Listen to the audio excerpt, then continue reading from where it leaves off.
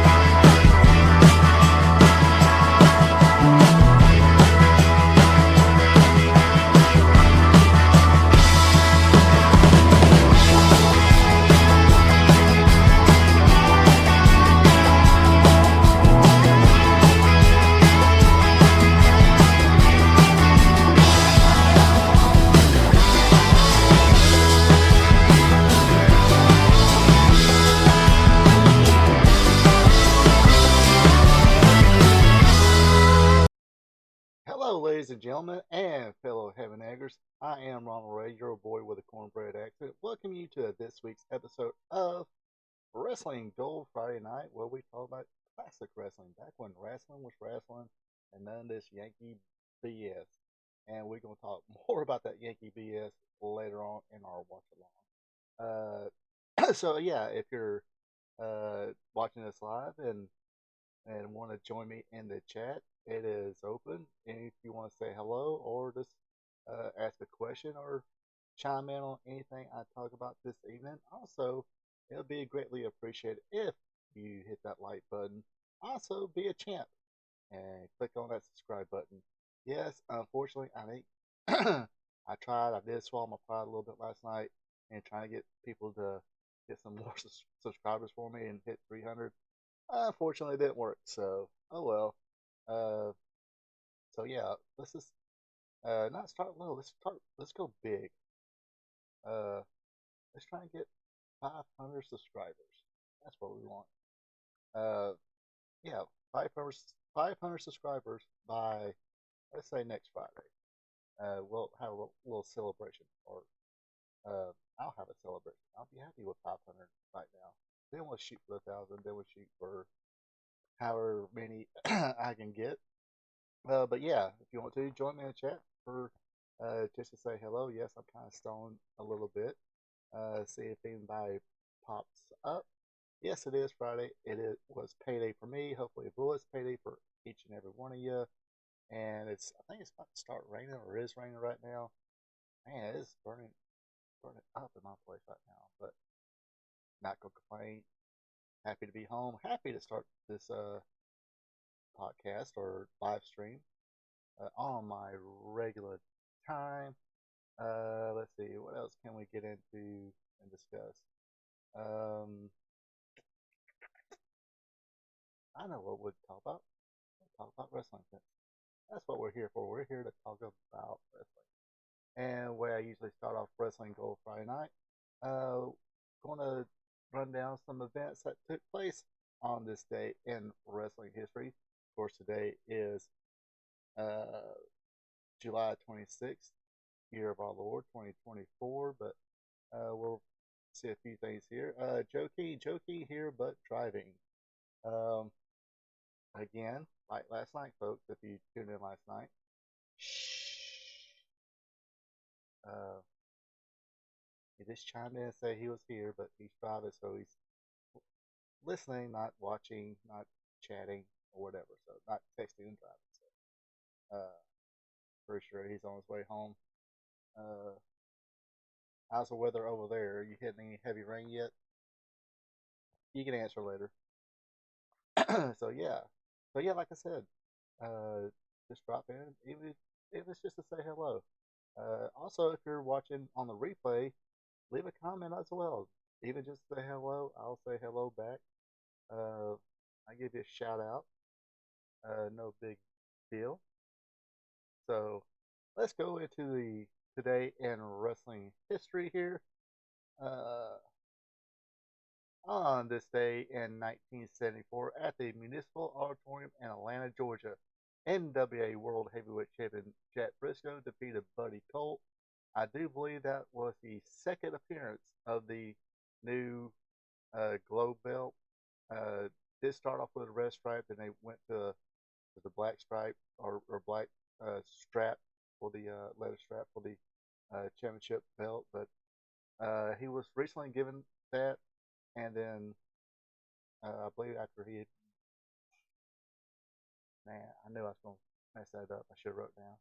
Might have been Harley Race or uh, Funk one, but basically he was given the new belt, and they did put a black strap around it. What you see now, with it basically same thing, almost same as that copy of what the NWA uses now, which they call the 10 pounds of gold, Sweet Charlotte, all that good stuff. So this was the second appearance in Atlanta for that belt. The first appearance was the night before. I guess the same opponent, Buddy Colt. Unfortunately, on this date in wrestling history, Freddie Sweet Tan would pass away in an accident at his home at the age of 36. Uh, Sweet Tan was a fixture in Canadian the Stampede, Maple Leaf Wrestling. When he wrestled in the States, he would wrestle in Central States area. Um, held some championships there. Teamed with Bob Sweet Tan actually a few times, so I think I'm just assuming they use the brother gimmick. Yes, two-time Central or NWA North American Tag Team Champions, the Central States version with Bob Sweet Tan. Uh, Also a Stampede Wrestling and NWA International Tag Team Champion with Bob Sweetan as well. Eastern Sports Association International Tag Team Champion 7 times, 2 times with Eric Pomeroy, Michael DuBois, Eric Von Steiger 1 time, J.J. Dillon 1 time, and Mr. X. Uh, Apparently, what had happened, uh, he had a party to celebrate his 36th birthday.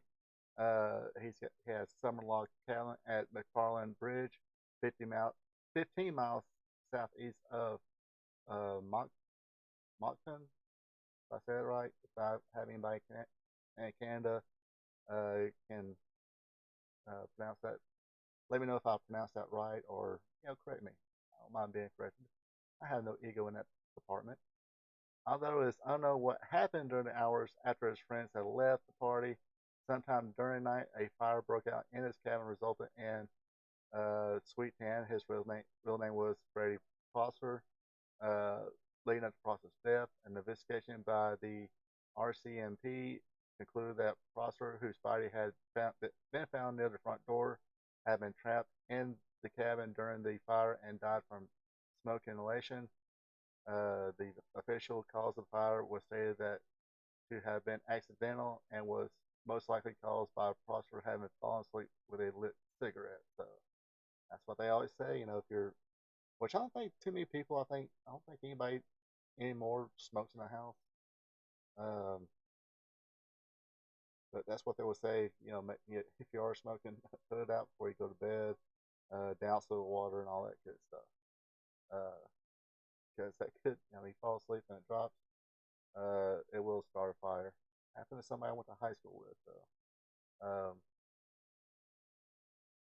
So yeah, smoking and passing out and smoking is not a good thing. All right. Anyway, on this date in 1976 in Memphis, Tennessee, the Mid-South Coliseum drawing 5,479. Dennis Hall pinned J.C. Dykes, Don Anderson, and Don Knoll defeated the Dominoes, Pepe Lopez, and Frank Hester by disqualification. Frankie Lane and Charlie Cook drew with Tommy Gilbert and the Scorpion, Phil Hickson, and Dennis Contree defeated Jackie and Roughhouse Fargo. Southern champion Jerry Lawler pinned Harley Race. What makes this show significant was following the show, yeah, more bad news. While traveling from Memphis, Tennessee to Nashville, uh, Sam Bass, 41, Frank Kessler, 37, and Pepe Lopez, 39, were all killed in a car accident near Dixon, Tennessee. Of course, Sam Bass was manager of Jerry Lawler. Um, all right, moving along here on this day in 1980. Funny how you know sometimes history sort of keeps going on. The city of Chattanooga cancels a scheduled Nick Gulas card due to threat of a race riot in the city. Also on this date in 1980, Greg the Hammer Valentine wins the NWA United States title from Ric Flair in Charlotte, North Carolina. Greg Valentine is managed by Sir Oliver Humperdinck. Also on this date in 1980, Barry Windham defeated Mr. Saito for the Florida Television Championship in St. Petersburg. I don't say it.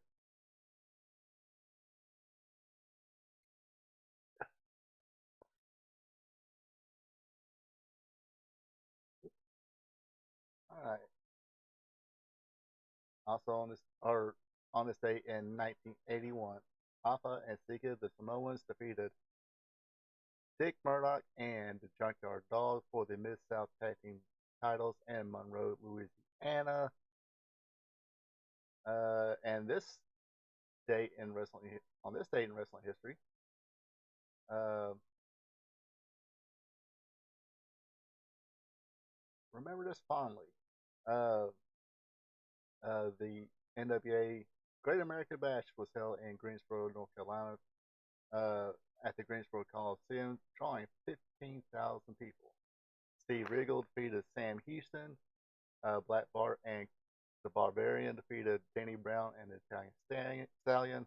Manny Fernandez pinned Baron Von Rescue with a loaded glove on a pole match. Wahoo McDaniel defeated Jimmy Garvin in an Indian strap match. Tully Blanchard defeated Ronnie Garvin in a tape fist match. Rock and Roll Express, Ricky Morton, Robert Gibson drew with Ole and Arn Anderson. Paul Jones pinned Jimmy Valiant in a hair versus hair match. Yes, this was a cool angle here. Definitely remember this angle watching on TV. Uh, you can almost say Jimmy Valiant was almost a did lot of ha ha in this match, whatever, but he was very serious in this situation. He know he got cheated, but he sat down on that chair anyway and let them shave his head.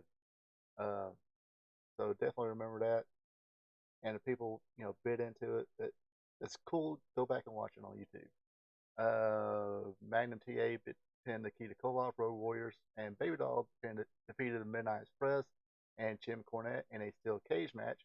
And Dusty Rhodes, the American Dream, pinned Ric Flair in a steel cage match for the NWA World Championship. This was his third and final time of winning that championship. The only time he held the big gold belt. So we talked earlier about the 10 pounds of gold. Flair or Dusty held that particular championship twice. Held this one. Like I said, this was his last time holding that the or becoming the NWA World Championship. Like I said, remember it fondly. Remember going to school the next day, hearing about it. Uh, all my friends who watched wrestling at the time were cheering about it, talking about it, and all that good stuff. Back when we thought wrestling was could be real, not real. All the other matches are predetermined, but those main event matches, those championship matches, those are real. All that little that's an interesting question. If you want to answer in a chat, especially if you go back to my time and everybody else's, how what was some of the conspiracy theories about wrestling? Was it some of it all predetermined, aka fate? Um, what's another one I heard? Or yeah, the one I heard. Uh, I think actually Thunderbolt Patterson testified in court about this. Uh, Basically, him and uh, um, Jim, what's his name?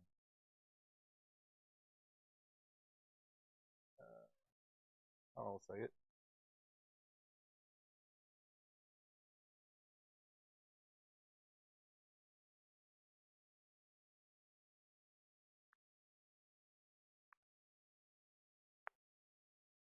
Oh, come on. Where is it?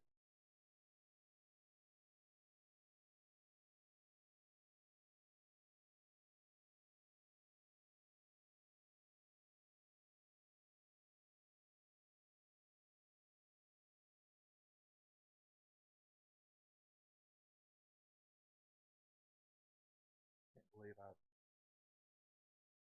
did that.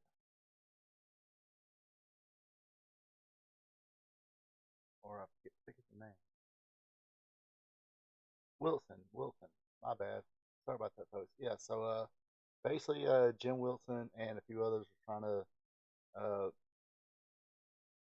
do a what was called an outlaw show at the time. Anything that wasn't definitely NWA or WWF was considered outlaw. And of course, back in the before the WWF and the big expansion, it was just anything outside the NWA. See, even Vince Senior will work with the NWA, even though he had his own deal. But anyway, um, that's another long conversation. Uh, so basically, they had an antitrust suit against the NWA, and actually, if I remember the book correctly, because I actually did read it, but it's okay. Uh, but he said that when Thunderbolt came in to finally testify, I guess that's when I guess Ole or whoever was running Georgia or Jim Barnett or uh, you know members of the NWA got Thunderbolt a job for uh, Georgia Championship Wrestling back in the NWA fold, and that's when he testified in court. Said, well, some of the wrestling could be, but the championship matches was 100% real. I believe that's what he said, but that was a rumor back in the day. Was hey, championship matches are real. The other matches could be, wishy washy or whatever. Not only up and up. Let's, you know, put it that way. So there was that. So yeah, if there's any other conspiracy theories about pro wrestling legitimacy and stuff like that, uh, I think somebody told me it's like okay, they always use blood capsules. Somebody once said reason they get in the ring and come out with blood over their face because it's like chicken blood. Yes, somebody actually told me that one time. Anyway, so yeah, there's a. If you remember any kind of conspiracy theories about that time, hey, let me know. I don't know how I ended up on that tangent, but I sure as heck did. Let's see. One more thing here. On this date in 1998, the WWF presented Fully Loaded pay-per-view in Fresno, California at the Selland Arena, drawing 9,855. Uh, things were starting to cook though, for as far as the Attitude Era is concerned. Val Venus defeated Jeff Jarrett. D'Lo Brown defeated X Pac. Baruch and Two Cold Scorpio defeated Terry Funk and Justin Bradshaw. Mark Henry defeated Vader. Skull and 8 Ball defeated LOD 2000, which is still Animal Hawk. Owen Hart defeated Ken Shamrock. This match was taped days earlier in Stu Hart's dungeon. Dan Severn was the special referee in this match. Uh, Intercontinental Champion Rocky Maivia, or soon to be The Rock, uh, and Hunter Hearst Hensley bowed to a draw in a 2 out of 3 falls match. So basically, no winner in the third fall. Jacqueline, yeah, I definitely remember this. Uh, Made a lot of young young men and young boys' eyes pop out of their head. Not only Jacqueline's outfit, but she would defeat Sable in a bikini contest by disqualification because apparently her bikini was a little too revealing, even though you had the hands right there. So, yeah, a lot of eyes popped out of their head for young men and young boys who were wrestling that. I'm pretty sure there was a lot of mothers and fathers or whatever saying, "Hey, kid, push her," or you know, or their hand doing that. Hey, don't look, and all that good shit. Let's see, The Undertaker and Steve Austin would go on to win the WWF World Tag Team titles against Kane and Mankind. I believe Steve Austin was the world champion as well at times, so they would let people keep both titles. A lot of hot potato titles back then. I would say that's about the only bad thing about the Attitude Era, but you know they did that. It was all about getting ratings and all that good stuff. Oh me, but yeah, that concludes this day in wrestling history. Uh, like I said, the 1986 Great American Bash, just that whole 1986 period is even when I watch it um, on YouTube or when the Wrestling Network or the WWE had their network uh, the first time before it went to Peacock. I don't think I watched any classic stuff since it got switched to Peacock. Um, definitely watched a lot of episodes and I was watching stuff in chronological order and stuff like that. And definitely fond memories of 1986. Um, unfortunately, that's went too long after that. Magnum PA did have his car accident too, so that was a big deal then. Um, whatever.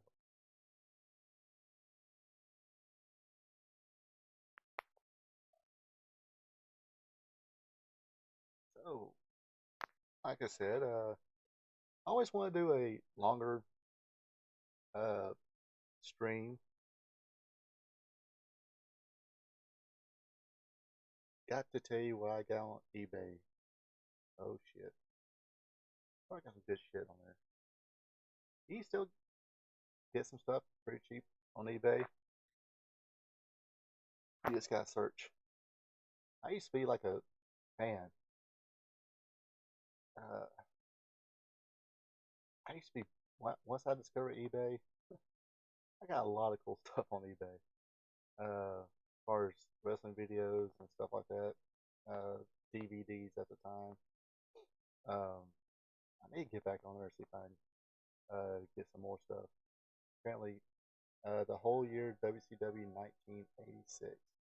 Is it uh is it uncut where um they actually have see, that's my pet peeve about the network is the whole ring entrance music.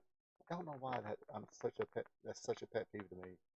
But anyway, so yeah, is it uncut?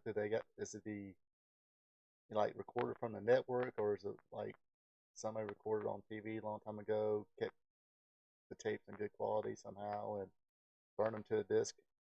So therefore you got uh, Jimmy Valiant coming out to Boy from New York City, and the Midnight Express come out to Midnight Express Chase. Rock and Roll Express come out to Rock and Roll's King. Let's see, 1986, I think. When Dusty and Manning were together, they came out to Bob Seger's Old Time Rock and Roll. And sometimes when Dusty was by himself, he'd come out to uh, Can't Judge the Book. I think by, oh, it's a Memory Pack USB. Oh, nice. Nice, nice, nice. Ain't one of those. Oh, I've definitely got to do that for Halloween. I need some help with that though. Has anybody ever? I know this this is off subject to wrestling, but when I first started watching a lot of YouTube stuff, One of the things I used to crack up about was these dark web mystery boxes or mystery packages, and it'll be the same thing. Somebody pull, open a box, it smells bad. There's a bag in there. They open it, it smells bad. A couple of um, shady things in there, or uh, creepy things in there, yada yada yada, and the USB thing.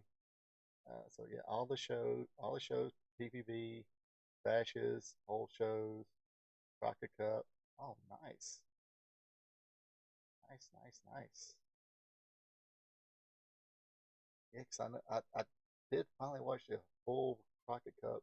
It was available on YouTube at one time. Might still be on there, but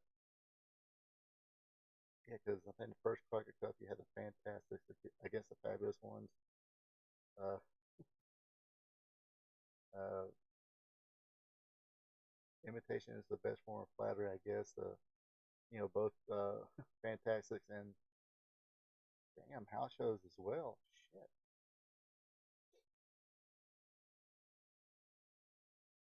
yeah, might have to definitely gonna have to. Did you do a was it like a search?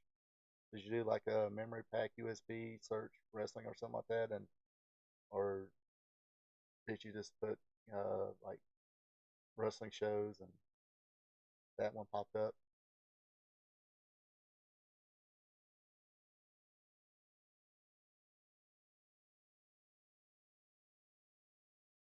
He's, I think it seems like while he's typing, I'll get other stuff ready. You can't. Okay, so when I get a chance here, I'll go on eBay. Still haven't found the vehicle yet. Okay, I found vehicles, but they these dealers don't want a deal. What can I say? So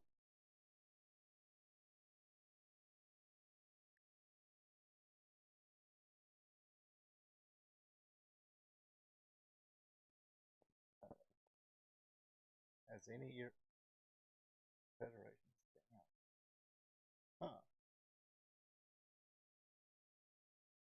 See, that could definitely help. Maybe help me out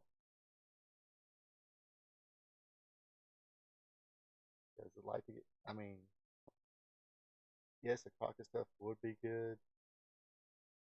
Uh, Continental will be good. Memphis be good. Uh, I was hell the World Classic, of course. I was actually pretty kind of dug the PWF and the Texas All Star stuff. Um, Not Portland. Uh, Maybe one day we'll give Portland another chance, but not today. Not today. Today we won't. I mean this was pretty much a historic moment. Uh, I have not watched the Dark Side of the Ring episode when it talked about the infamous Black Saturday episode of World Championship Wrestling. That's what the show was called at the time because it was at least been showed nationwide thanks to Turner Broadcasting. And of course, so imagine this. Okay, hypothetically speaking, imagine like right now they were able to keep a secret. Uh, no rumors, no this, no that. They no internet whatsoever was able to expose this or do some rumors. Imagine if one day uh, Tony Schiavone gets in a ring or is on stage or something like that, and he says right now AEW was bought, and right now I'm going to bring out the new owner, and it's Vince McMahon. Basically, this is what happened because, like I said, 84 was it?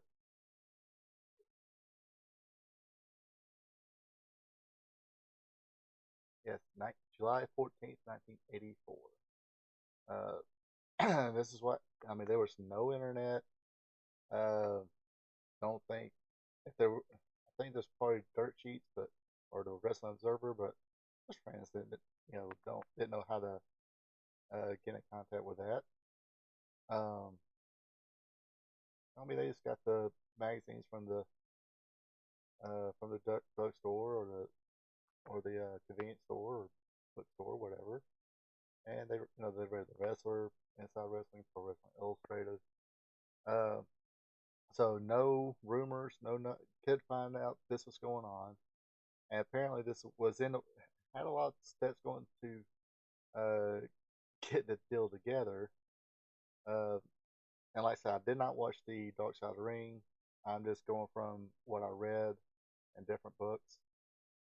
Basically, you had Ole Anderson, Jim Barnett, Jack and Jerry Briscoe, who owned stock and owned portion of Georgia Championship Wrestling. Uh, Apparently, Ole wasn't booking at the time.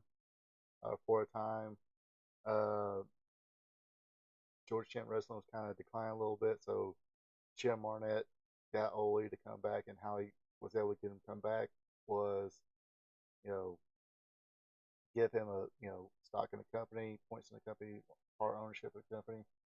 Um, so he did it. Uh, for whatever reason, Jim Barnett and Ole had a falling out, and uh, basically they let Jim Barnett go, and Jim Barnett wound up going to work for Vince McMahon. Actually, uh, supposedly he was spending money and stuff like that that he shouldn't have been spending, or uh, when he finally got the houses back up and they started to make a profit again, um, there was a little bit of falling out with the Briscoes and Ole as well, because Ole was like, "No, nah, let's keep this money here for right now until you know we can make some more money, make sure everything's stable and all that. Then we'll bask in our uh, accomplishment." Uh, and supposedly during the time that you had that, this was '83 though.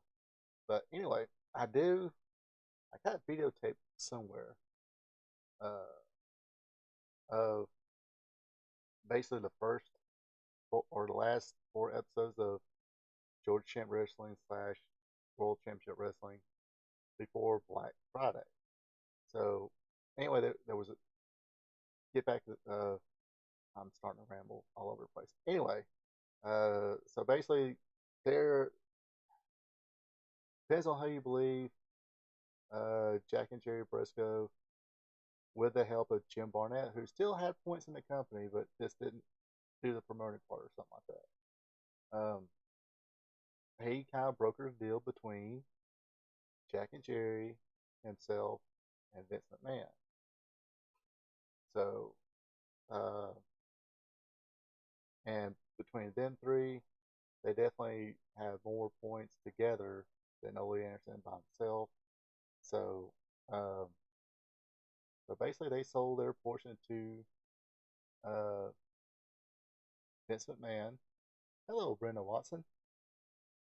Uh, and I think he tried Ole trying to get lawyers and stuff like that involved. You know, to deal with like probably like another antitrust suit or something like that. I can't really remember the letter of the law or what kind of law or he was trying to sue for. Hello. Um, but it kind of got tied up in court for a little bit. But in the end, Vince got his way. He bought that time slot of World Championship Wrestling. Ole trying to get Ole did get another time slot that was called Championship Wrestling from Georgia. I think partnered up with Jerry Jarrett for a little bit on some people from Memphis, uh, but this was not working out. Also, really wasn't working out for Vince McMahon either. From little stories I've heard and told and stuff, and heard, read stuff like that. Basically, a lot of people were kind of upset because all of a sudden, you get this Vince McMahon coming in, and of course he's bringing his Yankee wrestling down to Georgia, and we got this Hulk Hogan and this B. John Studd and this actor from the A Team, Mr. T. What the hell? Where's my Tommy Rich? Where's my Ted DiBiase? Hey, where the big boys and road warriors at? Where's my Armstrong?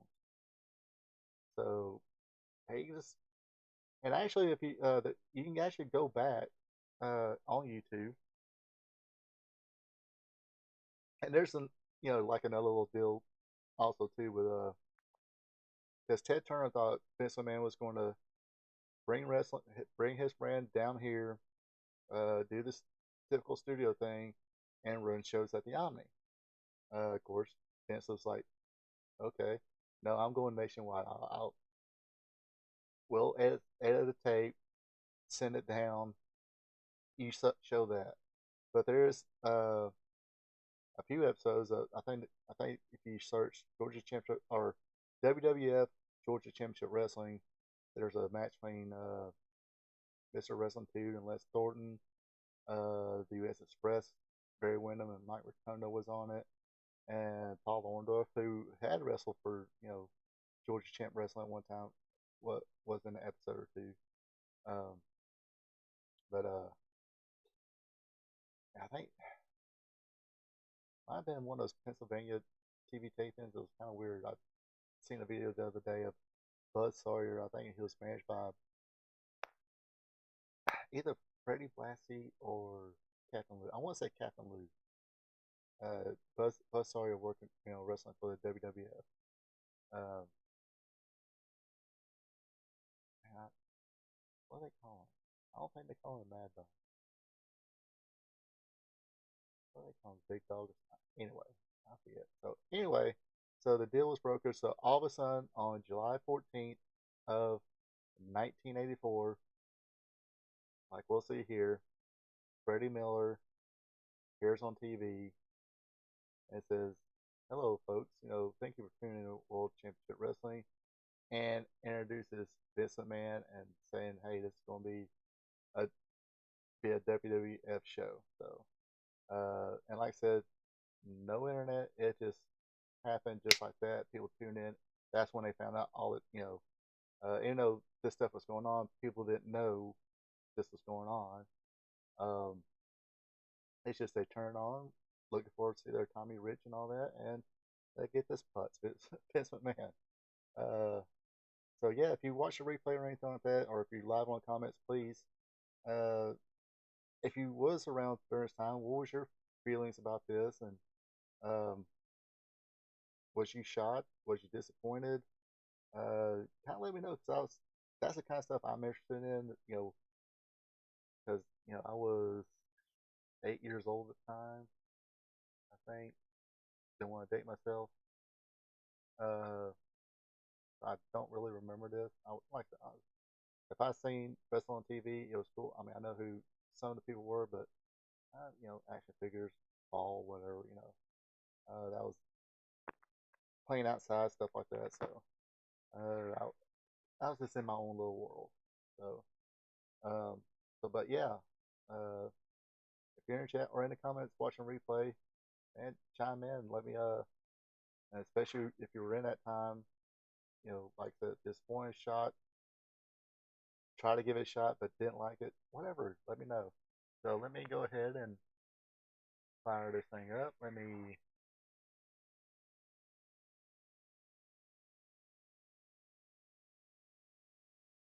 me get the link here. I want to share the link in the chat. All right, there we go. All right, so is everybody ready? Got to count it down, and this is only like 43 minutes of it. It's not the full 2 hour. It's just one. It's probably And oh yeah, by the way, this comes from Four Wrestling Fans uh YouTube page. Uh, Basically, it was he uploaded it, or he or she loaded up in July 11th of 2020. Nobody really, um, nobody's really saying anything about it for like a year. So, but it don't matter because I shared the link with you, so you're. Oops, let me send it. I forgot to send it. My bad. I do that a lot. Don't mean to digress, but I do that a lot. I'll text somebody and I always say I forget to press send, but that's really what I do. I forget to press send. So, all right, when you're ready, I'm about to count it down here for everybody to press play. Uh, oh, let me come on the closed chat here. Oh, it's unavailable. Ah, oh well. Um,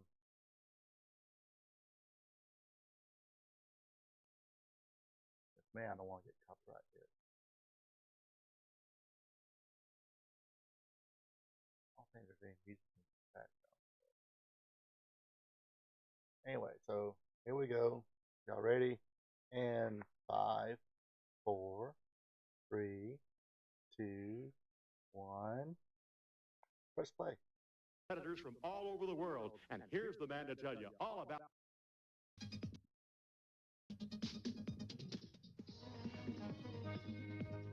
Yeah, I better cut that down. I'm kind of trolled for that music.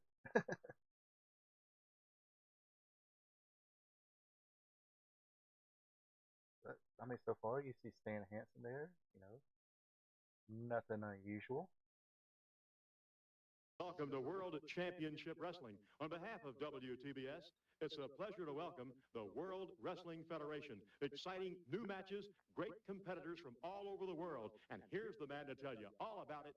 Here's Vince McMahon. Vince? Thank you very much, Freddie. Welcome aboard. Thank you. It is indeed a pleasure to be associated with WTBS, and we promise to bring you the greatest in professional wrestling and entertainment in the world today. Can y'all hear? Can y'all still hear me?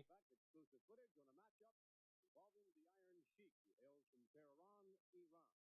Also on hand, Adrian Adonis and his tag team partner Dick Murdoch, the reigning World Wrestling Federation Tag Team Champions, will be with us.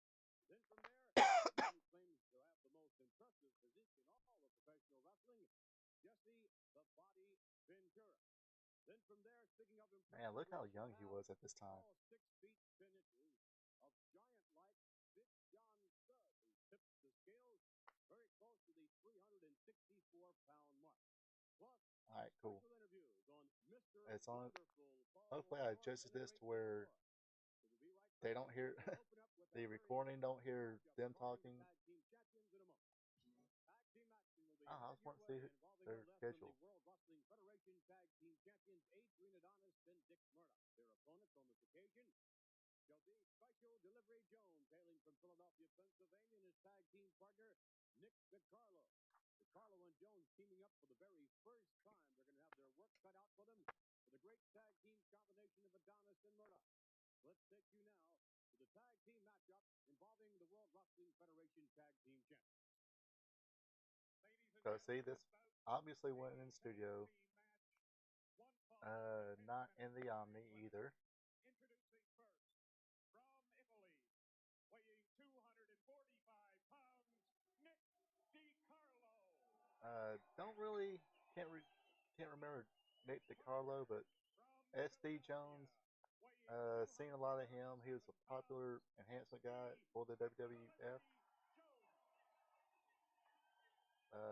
Didn't win too many. Win. He's won a couple. He would win a couple matches here and there, but. And that's weird right there, to seeing Dick Murdoch in the WWF ring.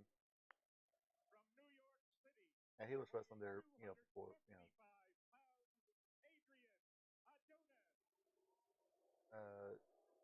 Adrian Adonis. From Waxahachie, Texas, weighing 275 pounds, Dick Murdoch. Dick Murdoch and Adrian Adonis getting something less than a And this is, I mean, uh, Adonis is pretty heavy at this time, but wasn't totally bloated like he got when he did the adorable Adrian Adonis gimmick. This was a good 2 years before that. DiCarlo and SD have not had a great amount of experience teaming up together, functioning as a unit. Certainly not nearly as much of But experience as Adonis was a pretty good hand, especially when he was in a little bit better shape. And SD backing to the corner and threats to let him have it. Referee getting in the middle of these two. And I mean, Well, but Dick Murdoch capable of delivering. it is what it is. I'm not here to talk about people's personal, unless they did like kill somebody or whatever, or did something like really upsetting things. But but Murdoch, he was a good hand. Uh, Hated when he needed to be hated. Cheer when he needed to be cheered. Uh, would do some of the comedy stuff. He liked doing the I guess his Fred Sanford impressions a lot. And supposedly that's what caused him being the NWA World Champion. He I think it was Bill Watts said something about it. He did the whole Fred Sanford, heart attack thing. Off the rope now over SB. Right back that collision now. SB ramming Adrian Adonis down to the kick. Oh, look out. Oh, my. SB with a headline. Hey, give it to Adrian. I mean, like I said, he's not. I say it wasn't as big as he did get for the adorable gimmick, but dude could do a bump, make people look good. He's up for it. The adrenaline is running. Murdoch appearing to be a bit reluctant to tie up with special delivery. Now they go at it. Jones better really watch himself. In the corner now. Murdoch with an elbow that misses. And Dick, really selling that headbutt. And like I said, SD Jones, he enhanced with talent, but would get a win here and there. But just that, for whatever reason, didn't get the push. Don't know if it's because he wasn't going like I really don't know. I mean, by the time I started watching wrestling, he was full on enhancement talent. So I can probably guess that the tide in this match is about to turn. Oh. Back to the corner. Adonis hooks the elbow. Look at that though. Hey. Nice maneuver by Nick DiCarlo. Camera kind of caught him on the spot there. See, when you like me watch so much wrestling, and then know the inside stuff.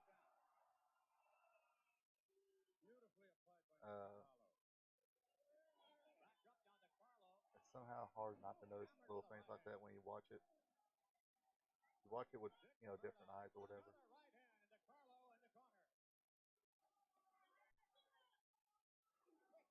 Huge forearm smash. Boy, really sent that one in with authority. DiCarlo whipped into the on-waiting. Yep, they are now taking over on DiCarlo. Putting a whooping double elbow drop. There's 500 pound down on Nick DiCarlo's chest. Now, Adonis and Jesse Ventura had a lot more tag team success in the AWA, but for whatever reason, I guess Vince decided to put Adonis and Dick Murdoch together. Of course, Adonis and Jesse Ventura was known as the East-West Connection, and I think they were called North-South Connection, or not. Dick Murdoch and Adrian Adonis was known as the North-South Connection. Dick Murdoch, no, takes DiCarlo right down. Very quickly gets behind him, drives the knee to the back. And of course, Dick Murdoch had a lot of success with Dusty Rhodes as the original Texas Outlaws. Right in the bread basket.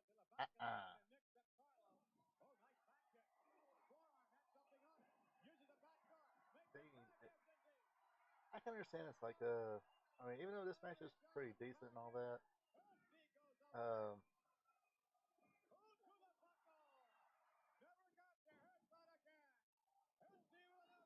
I don't think Ovi would appreciate it, the little comedy tiptoe spots in this match. He's not taking nothing from anybody. Oh, right in the back. Adonis drove his knee into the And kidney you area. don't hear Special Corn slowly delivery, commentate. Jones. At that juncture, all four men were in That's the ring another at the thing, same it's time. kind of missing here. It's like, Referee having some problems what do maintaining y'all folks balance. think about, Looked into this when one. you turn it on, seeing this, Vince McMahon saying, no, They are behind this team 100%. we're showing the World Believe Wrestling me, Joe, Federation this is going to now, help SC. and Certainly is going to we're get not some going to be power in a out of this. studio. We're not talking about the Let's have Omni you this fade down week. to Adonis. We're not talking about Marietta this week. We're not talking about, It's been a one-man gang pretty much. Carrollton, To the Athens, coming up. Columbus, Oh, but West Virginia, Ohio. Adonis and Murdoch seem to be taking control now of the situation. Block. FC with a headlock. Back and save. However, Adonis able to tag Murdoch as well. DeCarlo with a series of haymakers having something. Yeah, I think Oli would book probably the enhancement guys get a little bit, but not a whole lot. Not as much they get in this match. Murdoch using his momentum to his advantage now. Uh-oh. Oh, no. Oh, the tag was made. Look at that. All the way down. Oh, my goodness. No wonder the That looked Undertaker good. attacked. Two. A I, count of three. yeah, definitely buy that as a finisher. I don't believe. I never seen a move like that, Vince. Of course. Murdoch's got to show his Look at Texas this. pride, show that them Adonis Texas horns. and Dick Murdoch. An impressive victory by Adrian Adonis and Dick Murdoch. In a moment now, ladies and gentlemen, we'll take you to a very special interview. I'm sure you will grant that the interviewee is one of the most unusual individuals you will ever see, indeed, in professional wrestling. Let's take you now to Mean Gene Okerlund and his guest, George the Animal Steel, with Mr. Food. Thank you, fans. More exciting action coming your way in just a moment or two. I have got to compliment this gentleman, the latest acquisition of Mr. Fuji, the veteran, ring veteran, I might add, from Osaka, Japan. The latest acquisition, and somewhat of a surprise to me, but you're not one for, being a mystery man necessarily. But George the Animal Steel, I must say, in all due respect, Mr. Fuji, is something else. All around America, all around world. Word of mouth travel very, very fast. Yeah, listening. Listening about animal. George the animal. So George Animal still was not sure if he was actually eating turnbuckles at this time, like he would do as a babyface. At that time in his career, he turned babyface and was more of a comedy guy. George the Animal Steel, 288-pounder, Detroit, Michigan. Now you stop talking. Please continue talking. Is there a possibility that I can communicate with your man here, the Animal Steel? Just a minute. It is only me, Mr. Fuji, that can communicate. Apparently he had a good program going against Bruno during his days, and Bob Backlund, I believe as well. But I think by this point he was kind of tail end, not tail end, but it was slowly, wrapping up. Say something, please, Mr. Fuji. I'd like to, if at all. Not a minute, just a minute. Not right now. Not right now. Sorry, folks, got Talk stretch a about little one bit. man. How's Grady? I learned something today. I am too old to be hopping down off the tailgates. I would like that. Please. Didn't bother me while I was doing it, Apparently, we're going to get him to but say something. by the time I got home, man, my back started hurting. Oh, my. Look. Oh. Can he say something, please? None of you. None of you.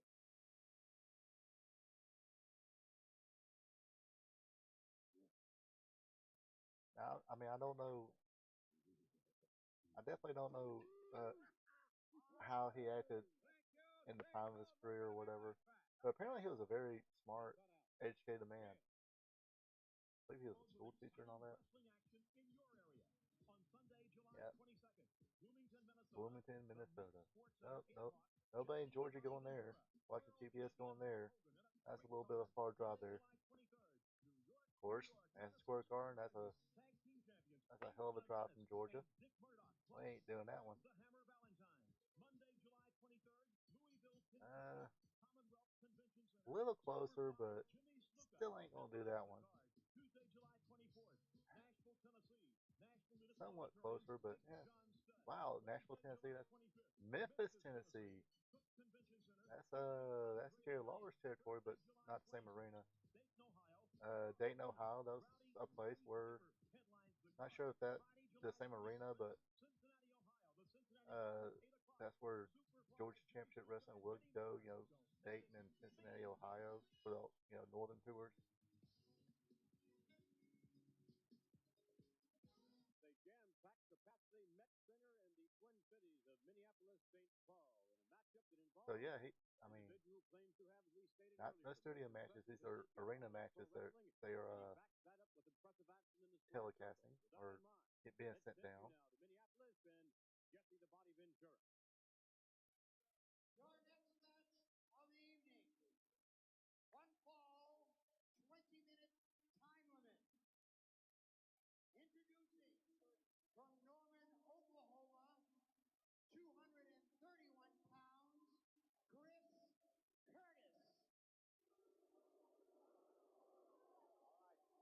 Yeah, I think he was also a career enhancement person as well. From San Diego, California, 275 pounds, Jesse the Body Ventura. I ain't got time to bleed. Holy mackerel, Gene, take a look at that. And look at the sea of fans on hand this week for the appearance of that man. Is he something else? Jesse, the Body, got to be the most colorful man in professional wrestling today. And look at that. What would you call that, Gene? He's sprouting on top of his head there. The Cleopatra look. Yes, Looking for definitely another character heavily inspired by superstar Billy Graham. For the members of a National Football League franchise. Definitely tell he definitely just worked on the arms. Probably not everything else, but definitely worked. Definitely hit the weights. One of the many stars here in the World Wrestling Federation. Probably not as much as Hulk Hogan. Probably didn't do the whole. Obviously didn't do the whole diet like Hogan and Graham did. Look at that. Or just didn't do enough sit-ups and cardio. Jesse Ventura. So, like I said before, Jesse Ventura and Adrian Adonis, I think they held the AWA tag team titles a couple times. And this is, he was one of the talents. Adonis, Ventura, Hogan, Mean Gene, Jim Brunzell, just a pretty good handful of talent Vince McMahon got from the AWA. And that's what he did with every territory, He is calling on all-pro linebacker with the Minnesota Vikings, Scott Studwell. Ventura is challenging him. Holy mackerel. Anything and everything can happen here as pandemonium will break loose with the likes of Jesse. And I think, if I remember correctly, yeah, Jesse Ventura is kind of like Larry Zbyszko, except for Larry Zbyszko was a pretty good, when the bell rang, he was a pretty good wrestler. But Ventura liked to talk a lot. Well, that's got to be a hairdresser's nightmare. Now, that last round of this match officially underway. Jesse the Body Ventura, a very flamboyant individual, sets his sights on Chris Curtis, 231-pounder from Norman, Oklahoma. Gene, I see red, green, and orange, and juice, and holy mackerel. I'm surprised he doesn't have some of those colors incorporated in the goatee. Of course, that is Gorilla Monsoon and Chino Flynn doing a commentary. Strands of color on the top, Gene.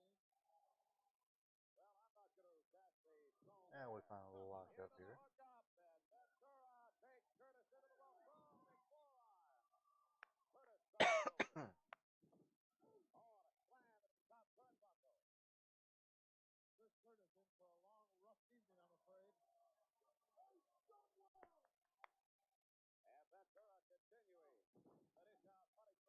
So yeah, I just don't remember Ventura being a Buntmeister. Not definitely not a Pat Tanaka or like you've seen before, Adrian Adonis, or even a Cactus Jack, Mick Foley. I remember correctly, he's the kind of guy who didn't want to leave his feet too much.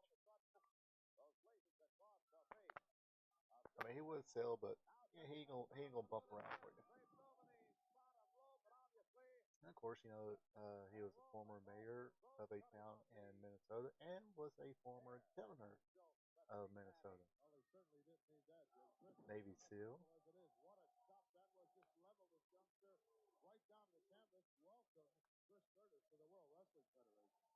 Got a big payday from suing suing Chris Kyle, but he had done passed away, but he kept the lawsuit going, and oh, he did leave his feet. But, yeah. But pretty gingerly. He, like I say, he'll do something like that, but not too. He ain't doing no flips. Let's just say that. Jesse the body caught that one right in the eye. Oh, Curtis lines up, and that one right. Ventura with better than turnbuckles. Oh, right in the sternum. Caught that one right in the sternum as he picked that leg up and just caught it coming right in. Curtis getting the momentum going, but that was quickly thwarted by Ventura. Double shot to the upper torso, perhaps getting close to the throat. Forearm to the spot of the back, and Curtis back down on the canvas. He's saying, get up. Somebody Studwell, is it? Well, that's a football player that apparently part of this capacity crowd on hand this week for this World Wrestling Federation event. Jesse Ventura step over with an armbar. Push on the wrist. Oh! It's an arm twist, not an arm bar.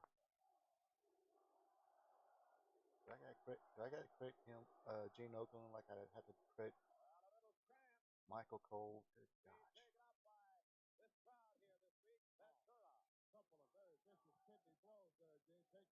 So I think he was one of the guys too who did the over the shoulder backbreaker or bear hug. So yeah, there it is, the over the shoulder backbreaker. So, no, and of course this is way before UFC and the whole tap out thing. Your opponent had to tell the referee, I quit, I concede, uncle, whatever.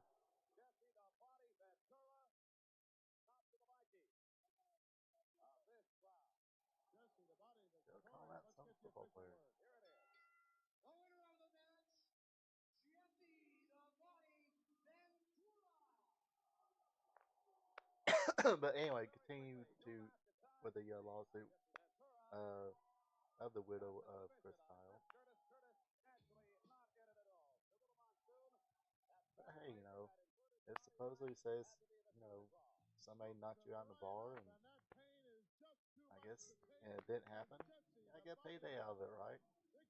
I mean, I don't know, wasn't there, don't know the real story. Very impressive victory by Jesse the Body Ventura. Moment from now, and indeed standing by at this moment, is Mr. Gene Okerlund. Gene Okerlund will interview his guest, Alexei Smirnoff. We'll take you from Maxton to Minnesota to standing by at this moment, Mean Gene Okerlund and his guest. Brian Flair, of course, alluding to the fact, going for the gold. The Russians will not be going for the amateur gold. Alexis Smirnoff in Los Angeles, California. I don't remember Alexis Smirnoff being in WWF, so or if he was there for a short time. Because we don't need to go there to prove ourselves. Everybody know we are the best. And you people too who's watching.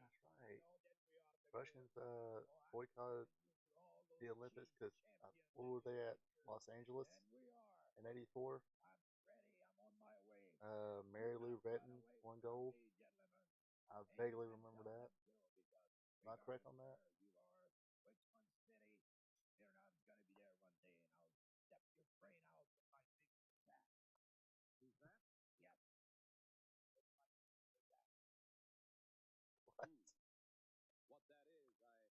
tell you, but I've got a Was pretty it? good idea. Perhaps a foot, a leg, something like that. Sound like Fans, he the said, great star "I'll crush you of with my World big old Wrestling ass." Federation will be here. A Superstar big Russian ass will crush you. All right, here we go. The Omni. Presents a great summer spectacular. Saturday, August 25th, the Omni in Atlanta, 8:15. Great stars in a gigantic wrestling extravaganza. The biggest, most outstanding array of talent ever seen in a wrestling ring in Georgia. Complete ticket information and the full card next week on World Championship Wrestling on television. Remember the date, Saturday, August 25th, the Omni in Atlanta. Make your plans So, right now. here's another question: Did any of you people attend that show? in the ring will be the Iron Sheik, the former World Wrestling And of course, Federation you know, this is July. had the distinction of defeating former They're not champion going there till Bob I mean, Backlund. Of because course, the Iron Sheik, having been Georgia defeated Championship by Wrestling, I believe, World would Wrestling Federation champion, the um, reigning champion, the incredible Hulk Hogan. But uh, right now, let's take you have a back show there. to What, the like Iron every week or every month at least? Ladies and gentlemen, this bout, one fall, It's with a dope. 10-minute time limit. Introducing first, from Toronto, Ontario, weighing 215 pounds, Ron Hutchison. Yeah. Now, being led into the Of course, ring by the manager, the Ayatollah Fred a Blasky. cheeky baby. Here he comes from Iran, I have a feeling somebody's going to get humbled and the Iron put in a camel clutch. Oh, my. I The don't Iron think he's going Sheik, to in the earth, but former World he's Wrestling definitely going to humble him. champion. You may not like this man's tactics. The cheeky baby going to You may humble this not like what he this represents, this jabroni. but you have to give credit Rest to in the peace, Iron Iron Sheik. Sheik. He is indeed one of the great World Wrestling Federation athletes. However, again, a lot of people do not like the Iron Sheik. But you have to Hey, give credit there where can credit it, is due, Vince. This man keeps himself in tip-top shape. He's a former Olympic wrestler, former amateur wrestler from Iran, and he has won almost every medal there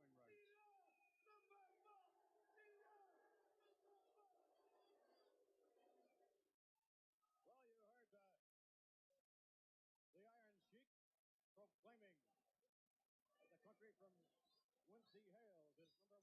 I'm sure And it is in his mind. gosh, As a young man here, a few Ron weeks ago when we Hutchison were talking about legit knows tough full guys, well I he think is meeting wasn't Iron Sheik considered a legit tough certainly guy an as well? popular athlete, but a gifted one in terms. Uh-oh. What are they chanting? Iran what? Look at I it. don't want to say it, Vince. I know what they're saying, but I'm not saying it. Capacity crowd on the case of the Iron Sheik. You know what? I attended an indie show this past Saturday. Now that will And I will the say I Iron was kind of Sheik. disappointed Here about comes something. out.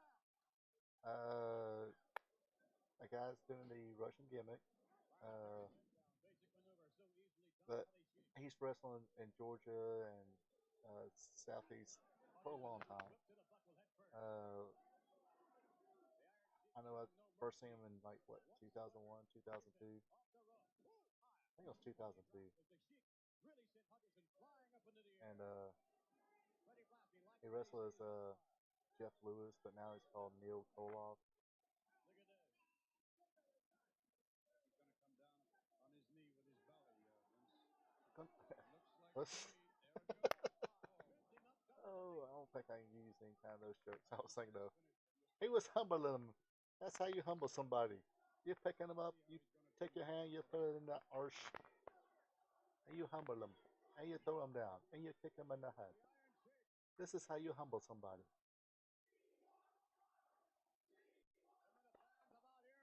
Asking for the presence of one Sergeant Slaughter. Oh, my, with a kick to the chest. And he has pointed boots too, so I could poke an eye out. No effect on the flat nose boot. Yes, indeed. Very suplex. No, yes. Up. Now he's done humbling him. He's gonna turn him over. Oh, here he goes. The humbling is over. Now time to put you in the camel clutch. The hold that took the Iron Sheik all the way to the World Wrestling Federation Championship. Oh, my. And that's all she wrote. He humbled him. He put him in a camera clutch. Hot to it. Not in hot to it. Hot to it. Little phlegm in that one.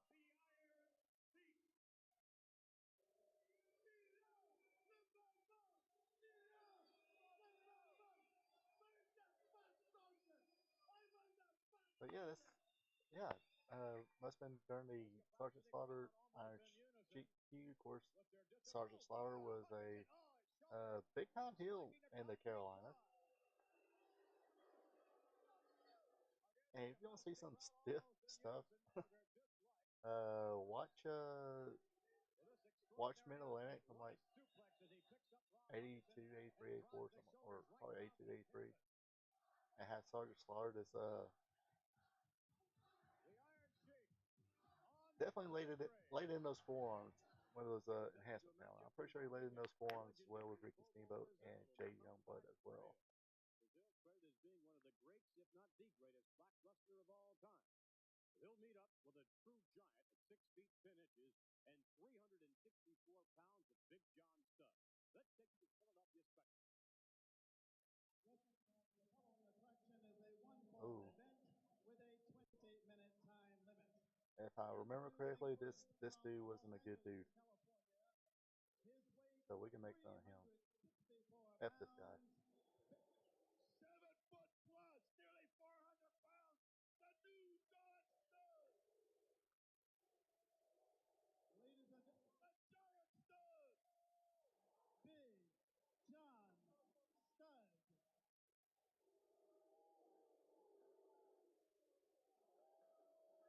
And ladies and gentlemen, from Benton Harbor, Michigan, his weight 287 pounds, the legendary Bobo Brazil.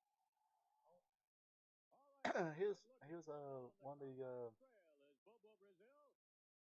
actually, yeah, talked about him last week. Win over Big John Studd would really say something for the comeback attempt of Bobo Brazil. And Bobo was a big dude.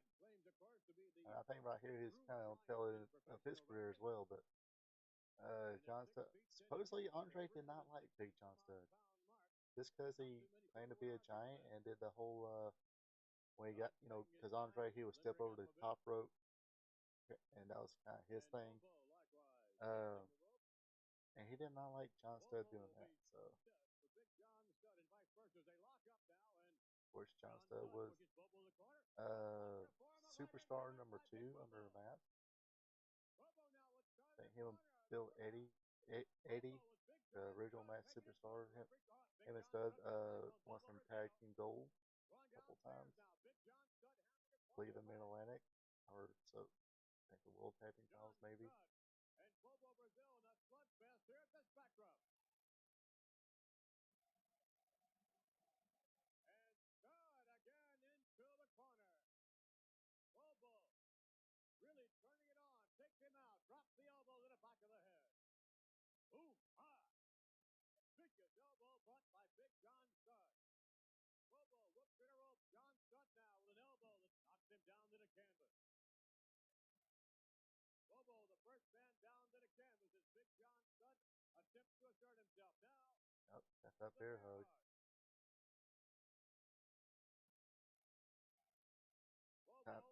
Kind of wiggle, dance around that, give him a headbutt. Give him that cocoa butt. Is that what do you call his headbutt? The cocoa butt? Applied to the lower back area by Big John Studd. 2 huge men at the ring here in Philadelphia.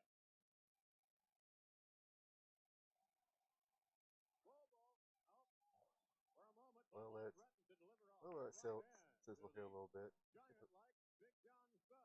Fans ain't started cheering for me yet. Bobo in tremendous pain, trying to battle his way out. Get the elbows inside. Whoop. There we go. John Studd gotta build it up. That's the shit you don't see nowadays. Quite felt the extraordinary pain and pressure to the lower back area that he is feeling at this moment.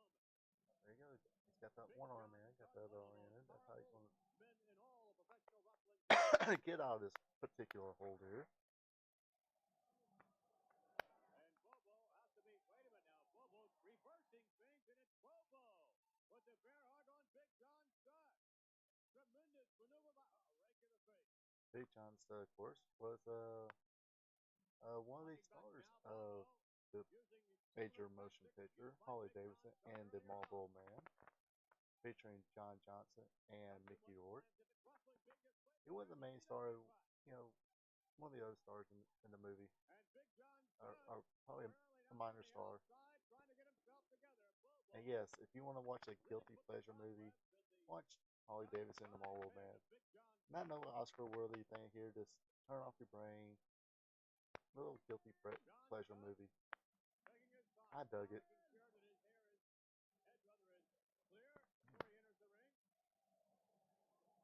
And in the ring, we see a rather impatient Bobo Brazil. John Studd obviously hoping to break the momentum that Bobo had earlier on. Now on the apron, Studd continuing to stall, stepping over the top rope. That's how he pissed Andre off, supposedly. I think it was the HBO documentary about Andre the Giant that talked about that. Oh, tremendous blow. Not sure if Hulk Hogan talked about it or somebody else talked about it. Chokehold by Studd. The referee comes over. Studd almost disqualified.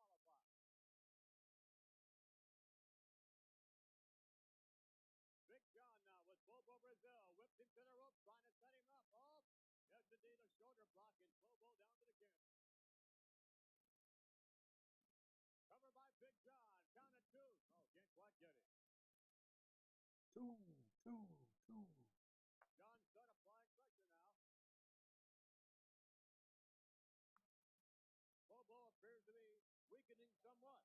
Hey, get in there, ref. The Make sure you like choking him. Make sure it's under the chin there. Bobo knowing full well this could very well be the turning point in his career.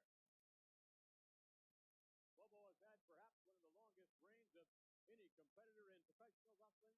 And Bobo here in Philadelphia tonight knows full well that a victory over Big John Studd would really sit well in his comeback. Bobo with a right hand a moment ago to the midsection. Bobo now whips it up. Big John Studd with a shoulder block, and no one goes anywhere. Going. Bobo tries it again. Off the rope. Nothing doing. Bobo again.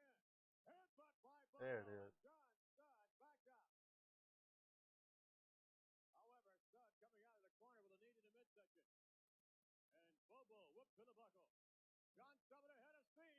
Running into Bobo Brazil. And John Studd in trouble. And put his nuts in his face and kicked him upside the head. Oh, here he goes.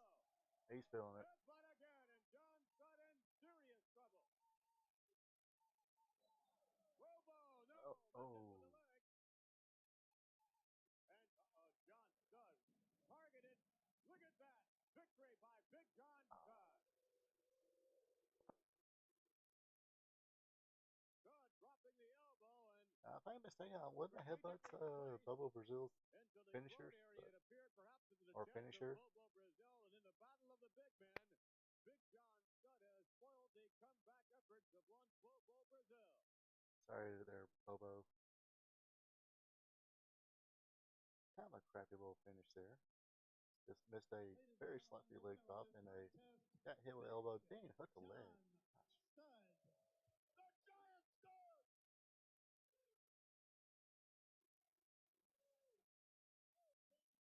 Let's take another look at what we saw there, the headbutt now, and Big John Studd down to the canvas. Bobo Brazil here apparently sensing victory. Big John Studd had a lot of trouble all the way through the matchup with a series of Bobo Brazil headbutts, but here, 360 pounds dropping across the chest of Bobo Brazil. In just a moment, ladies and gentlemen, we'll take you to a very special interview involving an athlete who perhaps exudes arrogance more than any other professional wrestler. To a certain extent, he has reference to the self-professed Mr. Wonderful Paul Orndorff.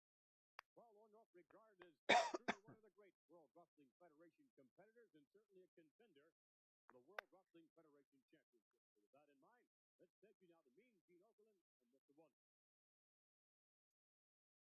Great to have you aboard again, ladies and gentlemen. Stay tuned. We're going to get you right back up into the ring in a moment or two for more exciting action.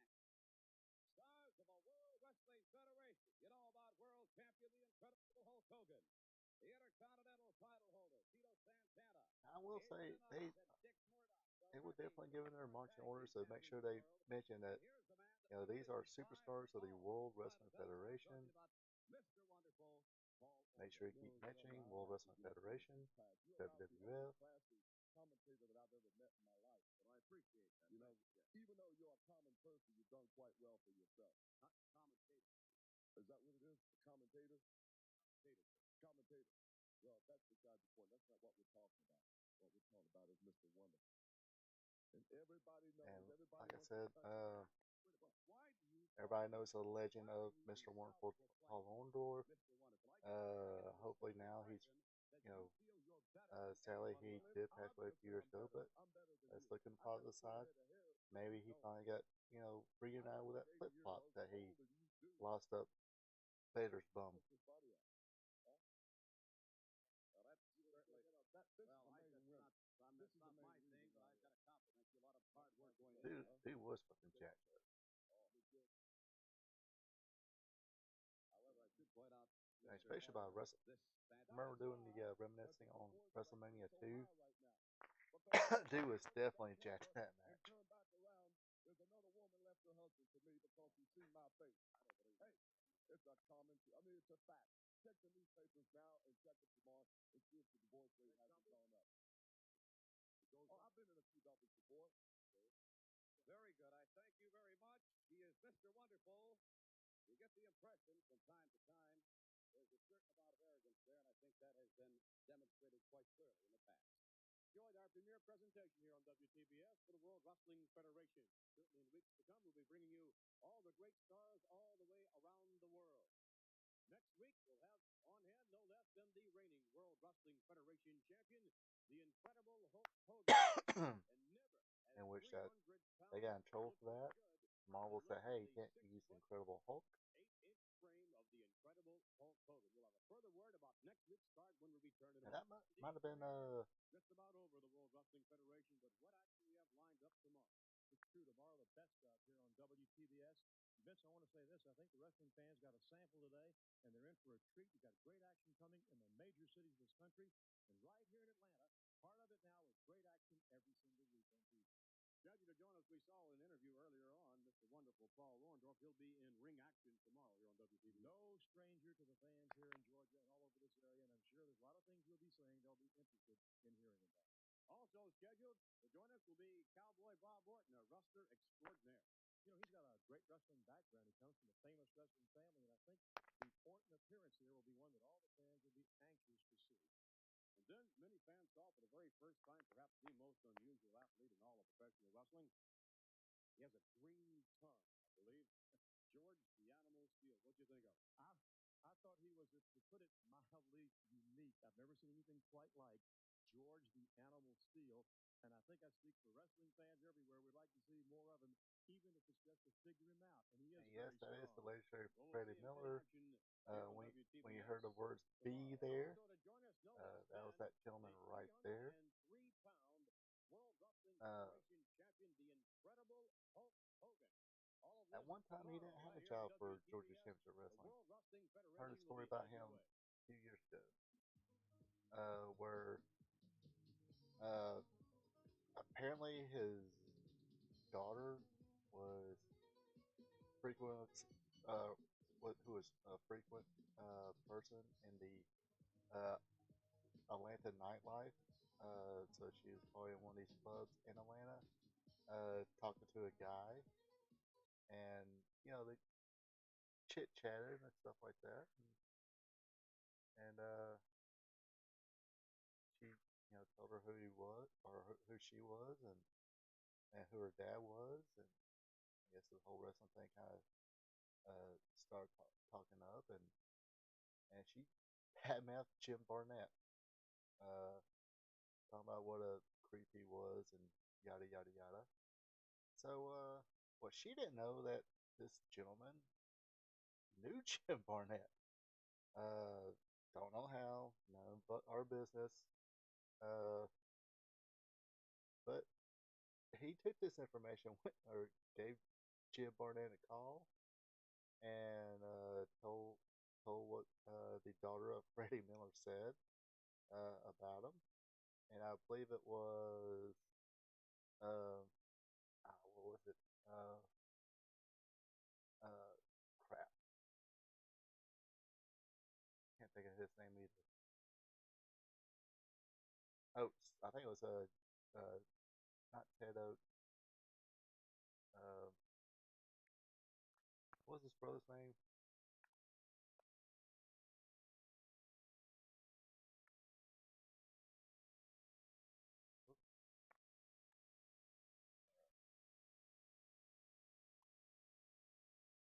I'll figure it out.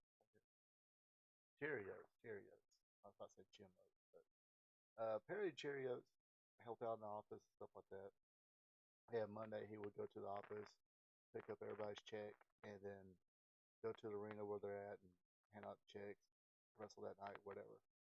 So that Monday morning, after Jim Barnett got an earful of what the daughter of Freddie Miller said, he told Cheerios, said, "My boy," that's how he called him, "my boy, when you see Freddie Miller, would you tell him that his services in Georgia Championship Wrestling are no longer needed?" So, and I, obviously he did come back and all was well, and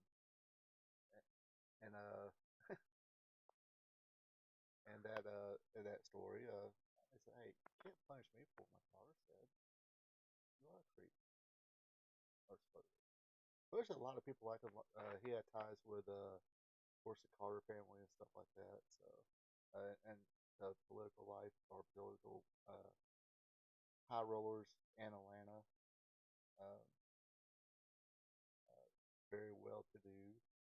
Uh, Supposedly had money. That's been disputed, but like I said, I don't know.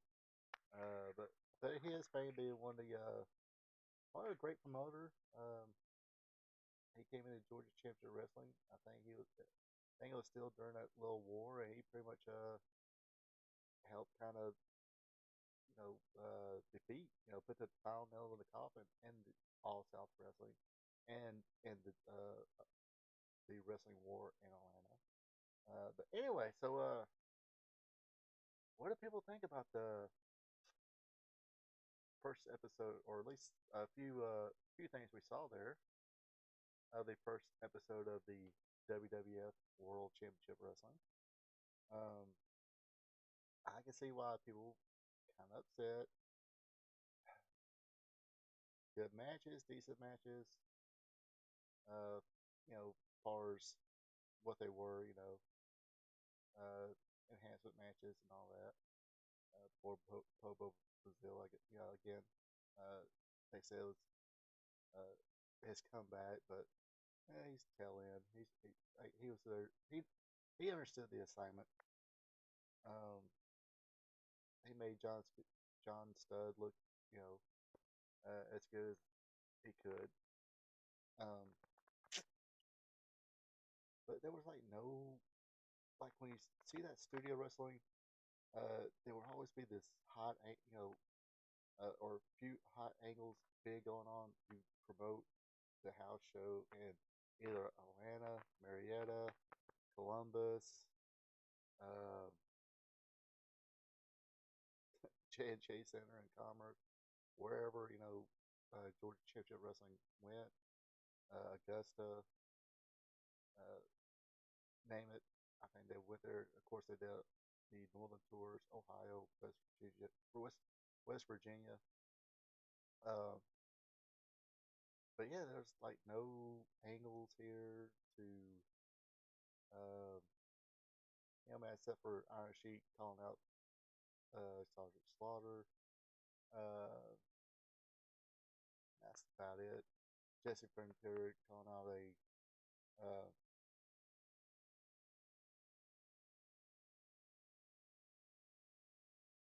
see joking. I would have been excited because of Coliseum video at the rental stores when I was a young. Yeah, I mean the Coliseum videos were pretty good because they would show house matches that we didn't get to see. So you did get to see star versus star.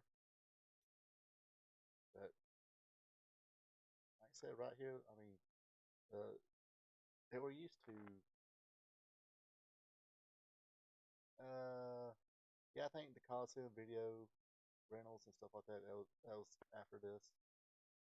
I think. I could be wrong. Probably around 85ish. Because I think they were probably still working on beta at the time. Not everybody had a VCR in 1984 yet. Rental stores didn't pop up everywhere. I think first time well, might have been a beta player or something like that. I can't remember. I remember one time, my dad, went to whatever grocery store that was, and he was able to rent a video player, hook it up, rent a couple movies. I can't remember what I know one of them was the Tarzan movie, Legends of Greystoke or Greystoke, Legend of Tarzan. That's what the other one was. And now I actually remember going to my uncle's house one time, and he had some sort of videotape player, and we watched Caddyshack. That's the first time I watched Caddyshack. It's funny you can like remember stuff like that, but and I really had to, I had to pull that one from left field. Uh, I can't tell you a lot of other things. I mean, I remember uh, finally getting the VCR. My mom was happy because she got some blank tapes and recorded all her soap operas. That's the reason she wanted it. Uh, you got to see Ghostbusters. That's cool. And like I said, when we finally got a VCR, uh, video rental stores, and this is, I mean, at that time you didn't have Blockbusters and definitely not Redbox. You just had a lot of mom and pop video stores. I mean, you can have just a little town and then have like 3 or 4 different movie rental stores. Um, yeah, HBO was before VCRs. HBO, I think, I want to say late 70s. Let's fire up the Google machine.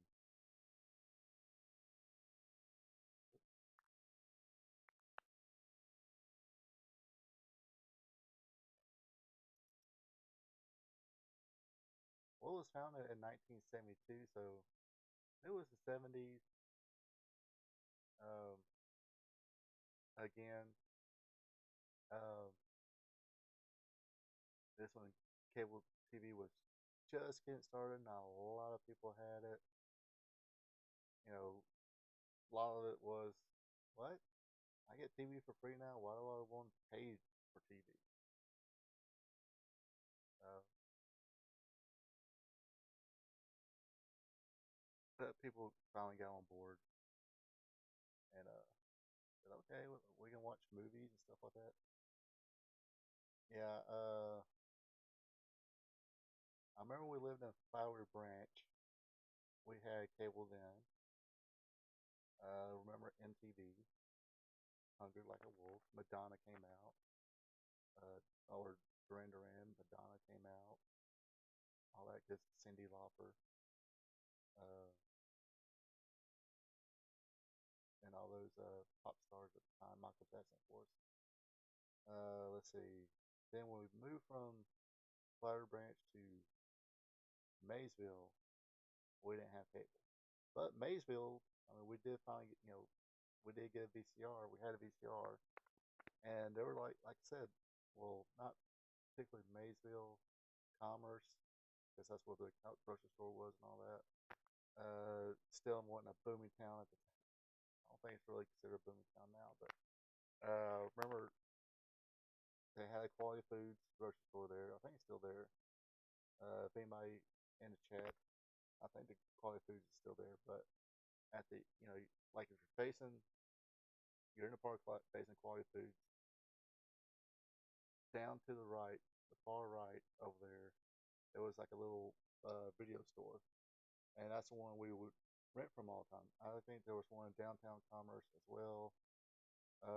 We crossed railroad tracks and where that Hardee's is and stuff like that. There's a little building right there, and I do mean little building, and that was a video store for a long time. I don't know, might be a smoke shop or something like that, or if it's even there. I haven't been there in like a year. Um, but yeah, so like I said, no blockbusters at the time, just uh, just privately owned video stores. I think we had membership at every one of those stores. And of course, in Winder, you had the Video Plus. What was the other one? Not Video Superstore. That came later. Because when we first moved to Winder, or Barrow County, Bethlehem, whatever, um, what was Video Superstore, or what became Video Superstore later, it was like a little grocery store. Uh, I think it became a grocery store again. Then Video Superstore, and that's when. So I remember the Video Plus. That was Showtime Video in Holly Hill. That's one I was probably thinking about. We didn't rent there. We did Video Plus. If you go up Broad Street, I think it's where it's a pizza place now. Uh, Hero Pizza and stuff or something like that. I don't know. Never been there, but yeah, that's where Video Plus was. We kept using Video Plus. We didn't go to. I don't think we didn't do Showtime Video. Now we did Video Plus a little bit. Um, I remember renting, or actually my mom rented. I think it's like a week after it came out, or maybe the day it came out, or something like that. Super Mario 3, that was cool. Played the shit out of that game. Um, also, like I said, this before Blockbuster. Then, I guess 94, 95 ish. Yeah, 95 was finished. Uh, yeah, because I was senior in high school. So it was definitely finished. I was still in school, finishing my senior year of high school, and the Kmart, Goodies, and of course, Blockbuster. Yeah, a lot. Well, yeah, Ingles. You had grocery stores that would rent videos. Ingles did for a long time. I think they still sell movies there. I don't know if they rent them. Uh, of course, you can go around town, just about any place now and get the Red Box, but I'm surprised they're still in business. But apparently, I guess people still use them. Uh, so I know Redbox came out, then finally uh, Blockbuster had their own kiosk start set up, and I think I used Redbox once and Blockbuster kiosk once. Then of course Netflix came in, and you didn't have to leave your house. There was this thing that was being called the internet. You just go on their website, uh, sign up for a uh, membership, then they'll send you a couple movies.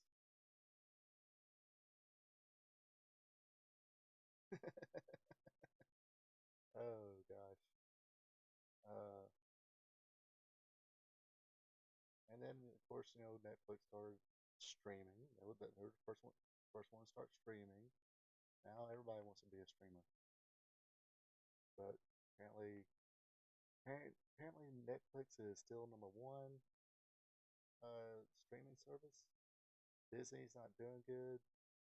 I think HBO Max might be doing okay. Paramount Plus not okay.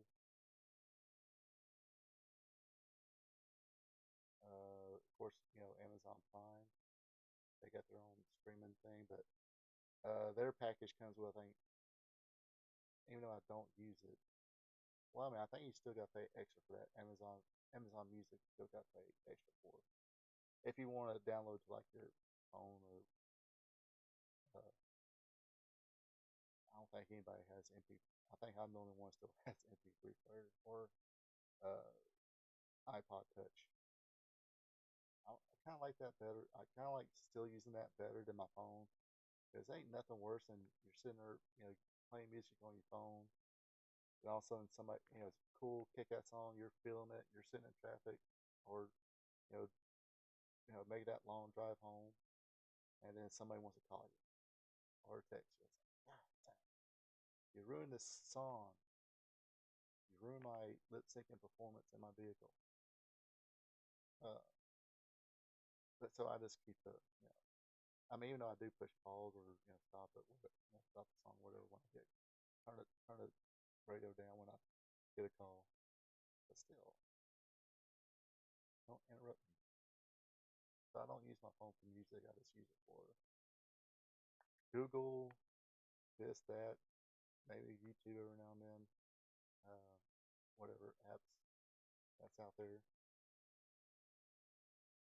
But yeah, Video Superstore or Video Plus had a good wrestling selection. I do remember that. And that's, I mean, I mean, I actually had a conversation about this the other week with somebody. Going back to the 80s would be freaking cool. The video stores, just the way people were back then.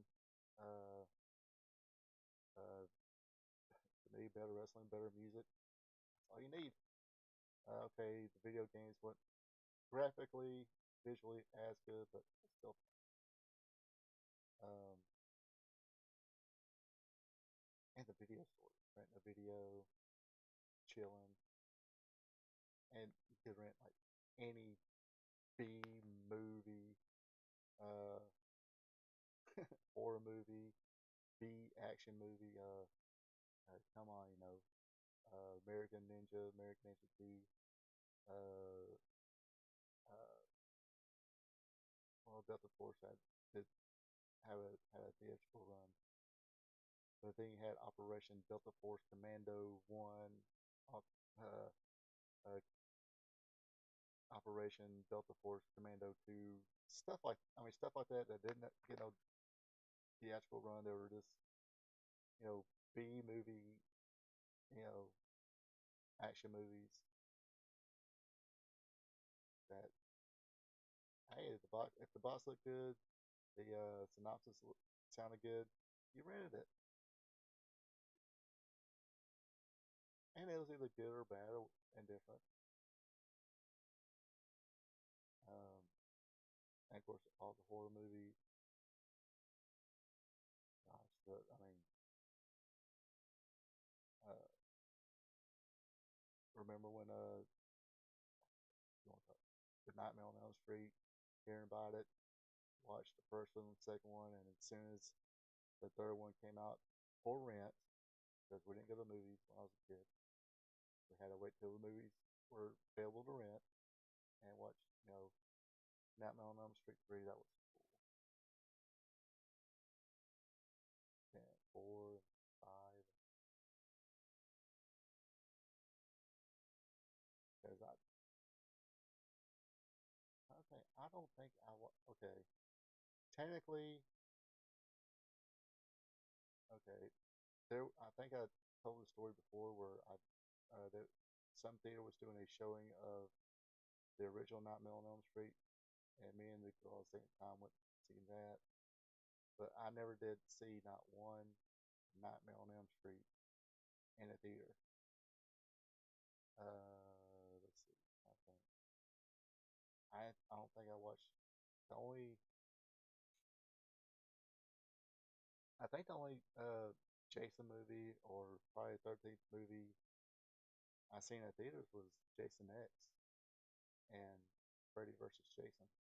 So yeah, theoretically, I guess I did watch at least one, two maybe of A Nightmare on Elm Street and Friday the 13th movie. Jason X and Freddy versus Jason. Which is also, like I said, it's not. Is it an Oscar winner? No. I still say it's kind of under. I enjoyed Jason versus Freddy. I think I rewatched that actually a couple years ago. It was on. I think it was HBO Plus. Or went to HBO or not HBO Max. Or became Max or whatever.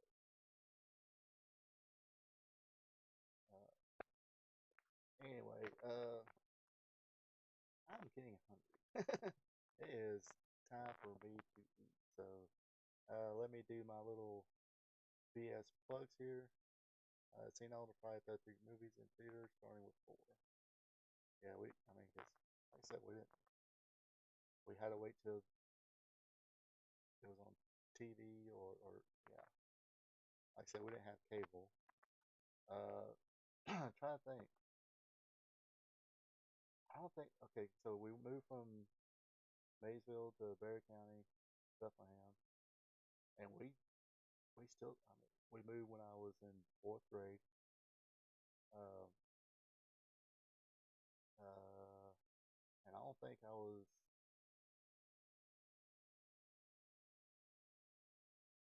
Maybe in 8th grade, so 4 or 5 years maybe. Uh, Later we finally got cable TV. Yes, work on Saturdays. I remember when I first started the job I've had for about 30 years now. Saturday was just another day to work. I think I worked a lot of Saturdays until of course, economy went, and when that happened, no, hardly nobody worked Saturdays, and that makes me kind of lazy. That's where you get that attitude. It's like, come on, I don't want to work Saturday, especially when I do out of town jobs. I hate to even think about it and working on Saturday. I just want to get done, go home. But anyway, like I said, let's wrap this thing up. Do a little plugs here. Every Tuesday I do a wrestling show called or trivia show called Wrestling Trivia Tuesday.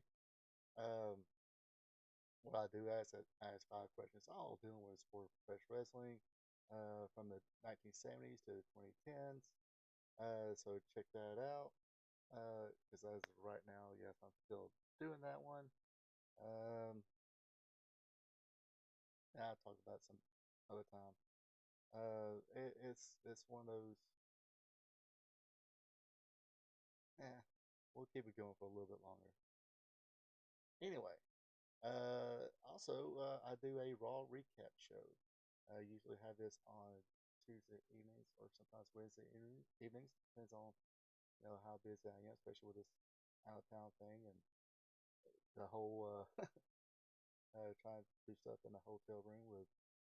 Uh, I ain't saying I got major league gear here, but at least it's better than a hotel room. The fact that I'll apologize again. The Wrestling Trivia Tuesday, those this week's I did like an AI voice thing, and uh, yeah. Anyway, I also do a AEW Dynamite recap show. Usually I have that up on Thursday evenings. Of course, check out the one I did for this week's Dynamite, which was the Blood and Guts.